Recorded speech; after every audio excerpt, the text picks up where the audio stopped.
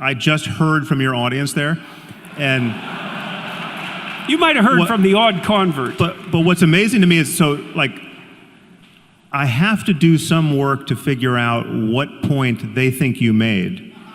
Because wait a second. Wait, no. Well, I think our intuition of truth, the intuition that there's a difference between fact and fiction, or fact and fantasy, the intuition that we live in relationship to a common reality about which our understanding can converge, provided we're looking in the same direction with the same tools. I think it's certainly deeper than religion. It's not best captured by stories. Even if you could, as a matter of historical fact, point to its roots in story and myth and religion, that's not an argument that it's now, in the 21st century, best captured by story and myth and religion.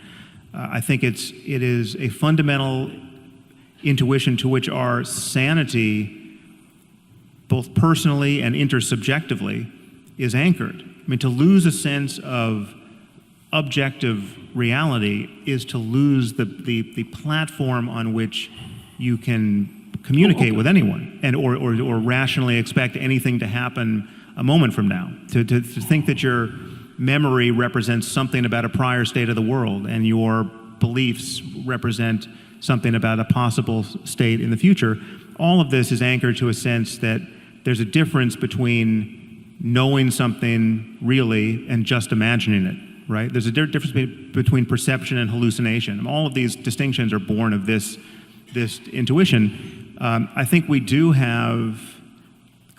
have fundamental intuitions which are either impossible to analyze or can be analyzed with respect to only other intuitions, which we deem more rudimentary, upon which everything else we do as a matter of knowledge gathering and sense making is built. So the intuition that 2 + 2 makes 4, right? You at some point you learn basic arithmetic, and you learn what addition is, and it's demonstrated to you with objects, and you take 2 apples, and you take 2 more apples, and then you have 4 apples. Look, just count them. The intuition that can be generalized to any 4 objects, right? That it's not just a fact about apples, right? This is something that we are clearly designed to have. There are places where it might break down, right? It might break down at the quantum level. It might break down in areas where our intuitions fail. We recognize those failures in science and mathematics by recourse to other intuitions, which again are unanalyzable. But so there is just this fact that we do pull ourselves up by our bootstraps, and that's not embarrassing. I mean, so what's the difference between and I'm not trying to trap you here. I'm seriously not. So there might be mathematical intuitions, a prioris, let's say. Kant identified time and space as a priori intuitions. Right. But I think there's a third category of a priori intuitions that are in fact stories, or they're personalities or stories. So let me give you an example. So I'm going to do a quick rereading of the moral landscape. So because, see, you talk about G.E. Moore's argument of infinite regress. If you claim that something's good and you equate it with something, you can also ask infinitely why the thing you're equating it with is good. Now, it seems to me that the way that you step out of that argument, and correct me if I'm wrong here, is you tell a story. I'm not trying to be smart about that. You tell 2 stories. You tell a story about someone who has an absolutely terrible life. They're in a jungle where nature is trying to kill them all the time, and while they're trying to be killed by nature, while nature is trying to kill them all the time, horrible barbaric thugs are making their life miserable in every possible way. Okay, so that's one pole, let's say. And then another pole, you identify, and these are hypotheticals, so I guess they're fictions. That's one way of thinking about it, even though they're extracted from real situations. They're meta-fictions, they're meta-truths, that's another way of thinking about it.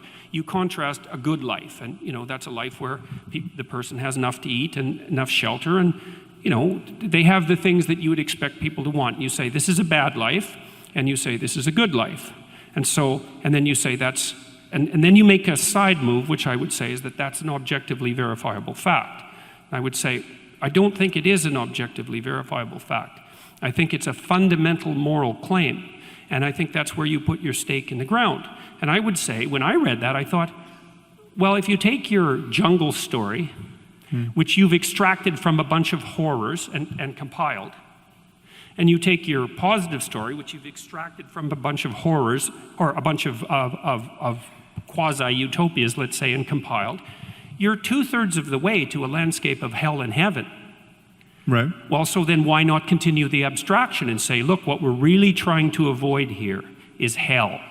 Oh, yeah. What we're really trying to move towards is heaven. Yeah, but well, no, as soon as you do that, you're in a religious landscape. No, but my name for hell is...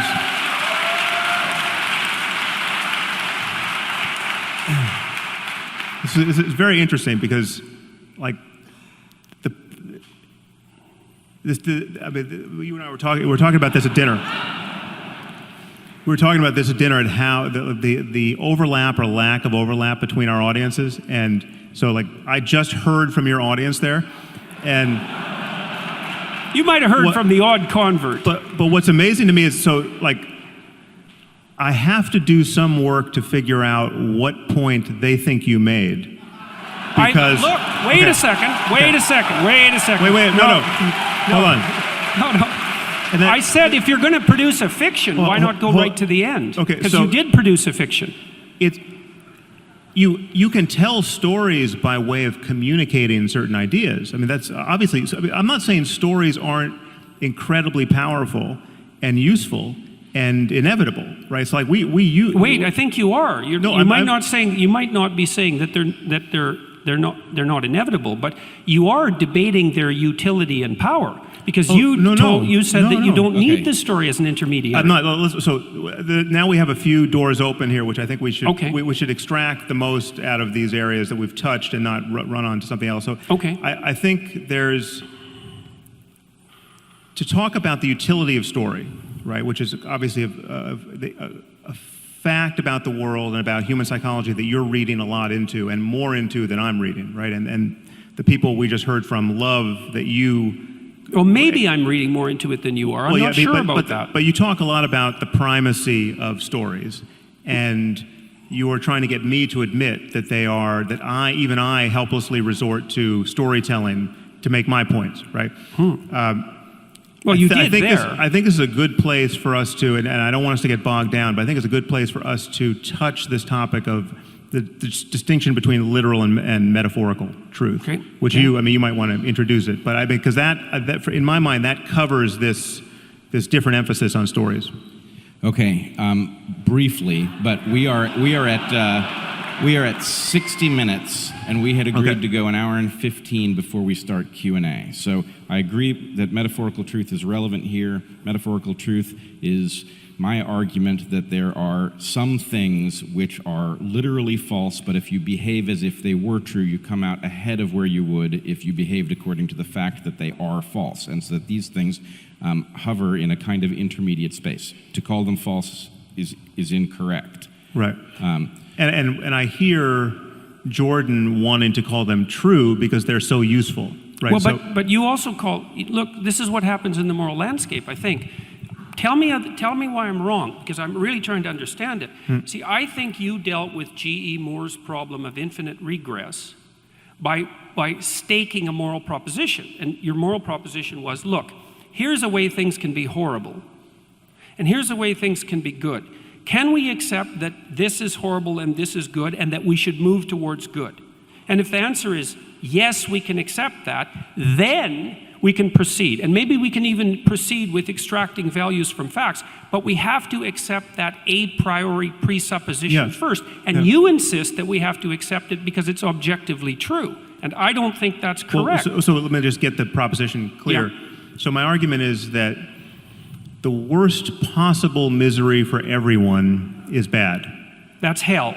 Okay, so hell is the religious version of that, but you can forget about religion or whether there's a God or anything else. That we live in a universe that admits of the possibility of experience. I'm asking you to imagine a universe where every conscious mind, every mind that can have an experience, is tuned to the worst possible experience for that mind for as long as possible. So there's no silver lining, there are no lessons learned. Everything that can suffer suffers as much as it possibly can for as long as it can. Now that includes human beings, it includes animals, it includes future AI that we might build that can suffer.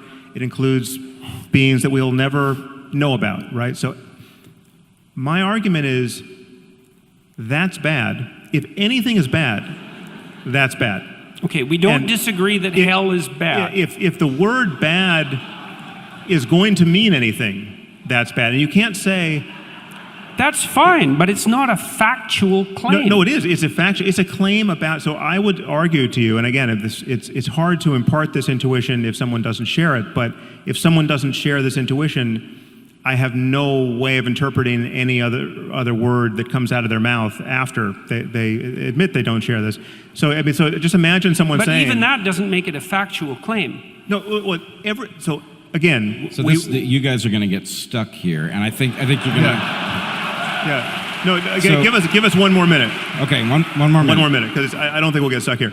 Every claim we make about anything, at a certain point, if you trace all the tools we're using down to, turtles all the way down to something that we can't explain and justify, right? This is true of physics, it's true of mathematics. I just said it was true of arithmetic. Gödel proved it's true of arithmetic. I mean, we have intuitions of truth that can't be cashed out by recourse to the system itself. And it's true morally, I would argue, in this sense, that yes, the worst possible misery for everyone is bad. And if you're going to say, well, okay, who knows? Maybe it's good. What does bad mean? What bad means means that... Again, you guys are going to get stuck. Let me try to help. It's okay. Really. It's okay. What does bad mean? I agree with you. I really think that we're going to go down a rabbit hole here, and we'll never come back out. This is a crucial issue. It's an absolutely crucial issue. This is why you get stuck. All right, so we have a mutiny here. We're at war with our moderator.